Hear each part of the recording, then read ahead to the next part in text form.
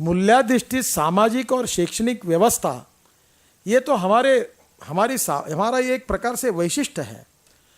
उसके आधार पर जो भारतीय विचार बना हुआ है, उस भारतीय विचार को लेकर विज्ञान, तंत्र विज्ञान का उपयोग करके 21वीं सदी के हिंदुस्तान का भविष्य, तकदीर हमको बदलना है। यही भारतीय जनता पार्टी का उद्देश्य है।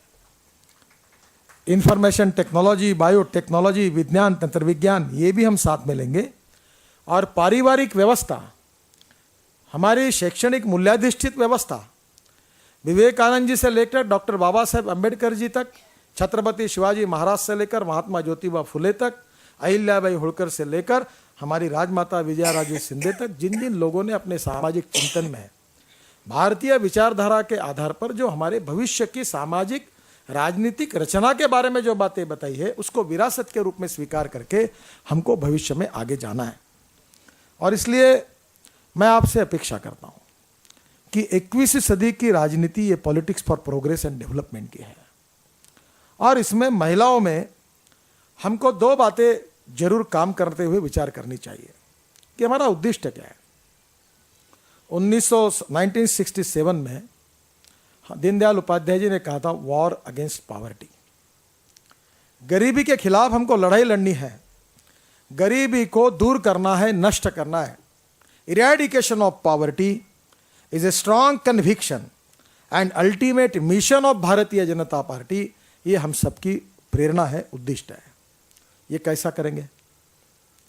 और इसलिए मैं आपको कहूंगा कि ये करने के लिए 4 क्षेत्र हैं: शिक्षा, स्वास्थ्य, सेवा और विकास। हमारा जीवन हम सुसह्य कैसे करें, महिलाओं का जीवन सुसह्य कैसे हो, उनको रोजगार कैसे मिले, उनको सामाजिक न्याय कैसे मिलेगा, उनके अधिकारों का रक्षण कैसे होगा, उनकी गरीबी कैसे दूर होगी, उनके मौलिक अधिकारों का रक्षण कैसे होगा। ये सब विषय हमारे साथ जुड़े हुए हैं। ये कार्यालय अच्छा करना है, आरती जी ने काम किया, अच्छा किया, इन्हें क्या किया, ये भवन अच्छा बना, पहला ठीक नहीं था। मैं कभी कभी आता था बीजेपी कार्यालय में, टॉयलेट में जाता था और मन में कहता था कि कैसा होगा, ये पार्टी के टॉयलेट ही अच्छे नहीं बनेंगे तो ये देश कैसा अच्छा बनेगा। ये मेरे मुल्क में सवाल पूछ, मैंने पहले आने को टॉयलेट अच्छे बनाओ, सब अच्छे बनाओ, बेस्ट क्वालिटी के बनाओ, अच्छे क्वालिटी के बनाओ, सब अच्छे बनाए।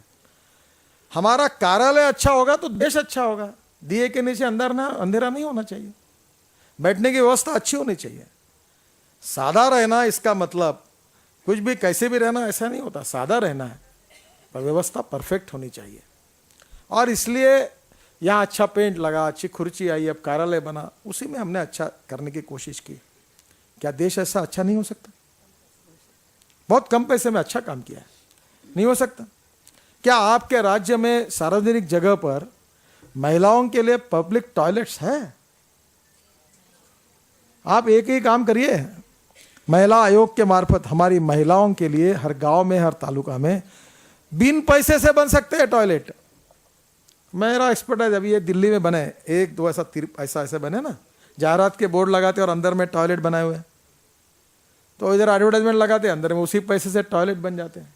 एसटी स्टैंड, रेलवे स्टेशन पर साफ सुथरे टॉयलेट बीओटी पर दीजिए, लगे तो 25 पैसे 50 पैसे लीजिए। सफाई कामगार को दीजिए, भाई तू दिन भर बैठ, जो आएंगे 50 पैसे 25 पैसे ले, स्वच्छ रख, क्लीन रख। हमारी महिलाओं को पब्लिक प्लेसेस पर अच्छे टॉयलेट मिलने का विचार महिला आयोग नहीं करेगा तो कौन करेगा? ह्यूमन राइट की बात में बात है, वो तो जरूरी है। छोटी छोटी बातों पर विचार होना चाहिए।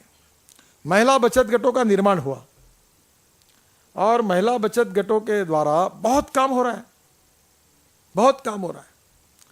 अब देश में गरीबी दूर करनी है तो रोजगार की निर्मित करनी होगी, रोजगार की निर्मित करनी होगी तो हैंडलूम और हैंडीक्राफ्ट्स को बढ़ावा देना पड़ेगा। अब मैं ऐसी धंधे करते रहता हूँ, यानी अच्छे भावना से करते हैं, बुरे धंधे नहीं करता।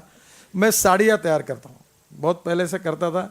वो जो छत्तीसगढ़ की प्योर सिल्क की साड़ी लेकर मैंने मुंबई में बेचने का काम किया आदिवासियों की, तो हेमा मालिनी जी को बुलाया था।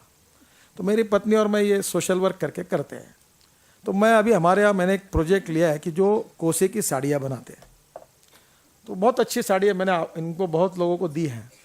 तो मनीष मल्होत्रा करके एक फैशन डिज़ाइनर थे, तो वो साड़ी मैंने हेमा मालिनी को पसंद आई, उसको दी, स्मृति ईरानी जी को भी दी है शायद। नहीं दिए? हम लोगों को नहीं दिए, हम लोगों को किसी को नहीं पर दिया। सुमित्रा जी को दिए शायद। नहीं दिए, बोला है आपने, दी नहीं है। बेचा हाँ, अच्छा अच्छा। तो अभी जैसे सुषमा जी को दी, निर्मला सीतारमण जो जो नागपुर आए थे उनको सबको प्रोजेक्ट से दी। बहुत सुंदर साड़ी है। तो उसमें मैंने हमारे एनसी शायना करके कार्यकर्ता है उसको कहा कि आप मनीष मल्होत्रा से पूछे कि इस पर कुछ काम हो सकता है क्या। तो उसने कहा वो तैयार कर रहा है ताकि वैल्यू एडिशन हो जाए, ताकि वो परिवार को 2 पैसे मिले। अब इतनी साड़ी है कि मुझे कौन है अपनी फिल्म एक्ट्रेस, वो सुष्मिता सेन को दी और दूसरी प्रीति झिंटा, उसको बहुत पसंद आई। जब मेरे का आते हैं कोई तो मैं उनको एक साड़ी देता हूँ, तो वो कहता कि इसका प्रचार करो, ये हैंडलूम हैंडीक्राफ्ट्स, इसको महत्व मिलना चाहिए। छत्तीसगढ़ में कितना अच्छा मेटल क्राफ्ट बनता है, ये रोजगार के नए साधन पैदा कर सकता है। महिलाओं में केवल स्पाइसेस बनाना इससे नहीं होगा। तो महिलाओं में अभी मैं एक स्टडी कर रहा था कि सूरत में कार्यकर्ता मेरे पास आया और मैंने उसको कहा जॉर्जेट की साड़ी, तो मैं ये वर्क कर रहा हूँ कि इस पर वो जो पैच वर्क होता है, वो महिला बचत गट को मैंने हमारे नागपुर में कहा कि ये आप इसका काम शुरू करिए। और उसका एक ट्रेनिंग हुआ। मेरे घर में नीचे में कार्यालय है, तो 70-80 महिलाएं आई और मेरी पत्नी भी इंटरेस्ट लेती है। तो उसमें पैच वर्क का ट्रेनिंग देने के लिए छत्तीसगढ़ से, रायपुर से महिला आई थी वहाँ भाषण देने के लिए, और उसका दिन भर का ट्रेनिंग हुआ। ये जो पैच वर्क है, अगर प्लेन साड़ी होगी तो कितने की होगी? अब जॉर्जेट की साधारण अच्छी क्वालिटी की साड़ी कितने रुपए की हो सकती? हाँ, कितनी है? 1,500 से 2,000। मैंने 175 में खरीदी की, वो डायरेक्ट सूरत से। तो वो प्लेन साड़ी खरीदी करके उसके ऊपर 300-400 रुपए खर्चा करके अच्छा पैच वर्क किया, तो साड़ी की कीमत 3,000 रुपये हो जाती है। अगर इतना ही काम अगर किया महिलाओं ने, तो पंजाबी ड्रेस और साड़ी का काम कर कितने लाखों महिलाओं को रोजगार मिलेगा। तो पहली बात ऐसी है कि सशक्तिकरण में स्वावलंबन आवश्यक है, और स्वावलंबन में हम हमारे पैरों पर महिलाओं को खड़ा करें। No philosophy can be taught to empty stomach. खाली पेट को कोई तत्वज्ञान सिखाया नहीं जा सकता। हमारे प्रयासों से हम महिलाओं को उनके ताकत पर खड़ा करें। महिलाएं कंप्यूटर सीखे, और कंप्यूटर सीखने के बाद उस पर डिजाइनिंग करना सीखे, इंटरनेट, ये सब बातें महिलाएं कर सकती है और करती भी है। आप में से अनेक महिलाएं करती है। तो इसलिए मैं आपको ये कहूँगा कि शिक्षा, स्वास्थ्य सेवा और विकास, इस 4 क्षेत्रों में महिलाओं का सशक्तिकरण करना, ये विकास के राजनीति की आवश्यकता है। हिंदुस्तान को सुखी, समृद्ध, संपन्न, शक्तिशाली बनाना, जात, पंथ, धर्म, भाषा के आधार पर डिस्क्रिमिनेट करने वाले विचारों को समाप्त करना, महिला पुरुष समानता को प्रस्तावित करना, तब विकास के अवसर जब महिलाओं को मिलेंगे तो निश्चित रूप से सम्मान मिलेगा, और अपने स्वावलंबन के कारण स्वाभिमान के साथ वो जी सकती है। आपको जहां जहां अवसर मिला है, उन संस्थाओं में आपके द्वारा जो इनिशिएटिव लिए जाएंगे, उससे अनेक कार्यक्रम आप कर सकते हैं। मैं छोटी सी बात आपको कहूँगा कि जैसे आप कोई महिला कारपोरेशन की अध्यक्ष है, क्या सूत्र है? मैनेजमेंट के 5 सूत्र है। पहला है नेतृत्व। आपको नेतृत्व करने की क्षमता चाहिए। दूसरी बात, नेतृत्व की विश्वसनीयता, क्रेडिबिलिटी चाहिए।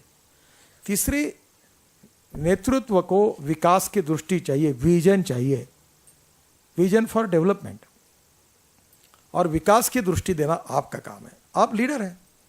दूसरा, समाज के साथ, गरीब के साथ और देश के साथ कटिबद्धता चाहिए। और ये जो महिला है जिनके ऊपर अन्याय हो रहा है, अत्याचार हो रहा है, उनको स्वावलंबन के द्वारा, विकास के द्वारा, शारीरिक, शैक्षणिक और आर्थिक सभी प्रकार के विकास के अवसर उपलब्ध कराकर उनका सशक्तिकरण करना, it is a part of political conviction of the Bharatiya Janata party. मैं बार बार ये बात दोहराता हूं कि politics is a instrument of socio economic transformation. सामाजिक आर्थिक परिवर्तन का ये प्रभावी उपकरण है। हम क्यों काम कर रहे हैं? हमको लोकसभा में जाना है, हमको मंत्री बनना है, हमको प्रधानमंत्री बनना है, इसके लिए नहीं काम कर रहे हैं। कोई एक व्यक्ति बनेगा। हम काम इसलिए कर रहे हैं कि हमारे देश के भविष्य को हमको बदलना है। हम काम किस लिए कर रहे हैं कि जिन महिलाओं पर अन्याय अत्याचार हो रहे हैं उनको सम्मान, न्याय का व्यवहार हो। जो हमारे आदिवासी है, दलित है, पीड़ित, अभी एक कॉन्फ्रेंस हो रही है, मुझे शर्म आती है कहते हुए। मैं बहुत संवेदनशील हूँ। आपको पता है कि हर साल ट्राइबल सेक्टर में कितनी महिला और कितने बच्चे कुपोषण के कारण मर जाते हैं? मैं आंकड़ा नहीं बताऊंगा, मुझे बताते हुए शर्म आ रही है, लाखों में है। और इसलिए मैंने हमारे गुड गवर्नेंस सेल के विनय जी को कहा, मुखी जी को कहा कि महाराष्ट्र में डॉक्टर अभय बंग है, उन्होंने वर्ल्ड में रिसर्च करके इसमें परिवर्तन करके आदिवासी, वनवासी महिला और बच्चों की जान बचाने के अच्छे उपाय योजना की है। हम देश भर के हेल्थ मिनिस्टर को वहां लेके जा रहे हैं 8 तारीख को। आज की 5 की 6 है, कल ही मैं भी जाने वाला हूं। और कल गढ़चिरौली जा रहे हैं, दिन भर वर्कशॉप है। किस लिए है? कि हमारे राज्यों के ट्राइबल सेक्टर में वनवासी, आदिवासी महिलाओं की हम जान कैसी बचाएं, वो प्रोटीन्स कैसे मिले उनको, वो बच्चे ना मरे, और उनकी जान बचाने का काम हमारा है। इसलिए किस प्रकार की नीति अवलंब करे, किस प्रकार का काम करे, ये गुड इकोनॉमिक गवर्नेंस के द्वारा हो रहा है। कल मुंबई में 2 दिन हम लोग good governance with e governance पर थे। परसों 5000 वकील आए थे जो जुडिशियली सिस्टम के रिफॉर्म पर अध्ययन कर रहे थे। 3500 डॉक्टर आए, वो डॉक्टरों पर अध्ययन कर रहे हैं। आज अभी मैं इकोनॉमिक सेल से आया हूं, जहां सुमित्रा जी मेरे साथ थी।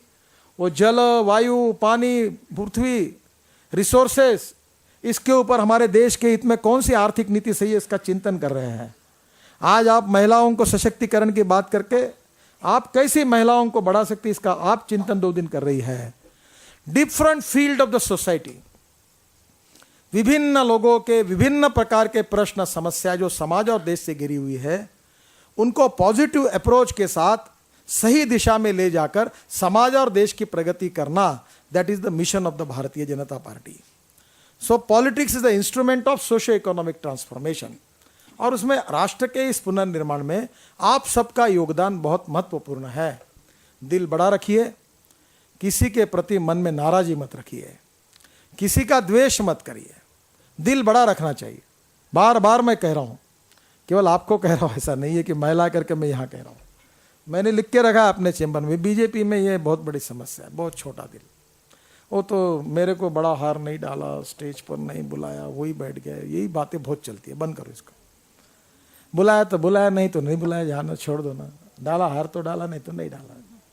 मेरे अनुभव पे ध्यान में रखना, मैं कभी दिल्ली आया नहीं, मैंने किसी को निवेदन नहीं दिया।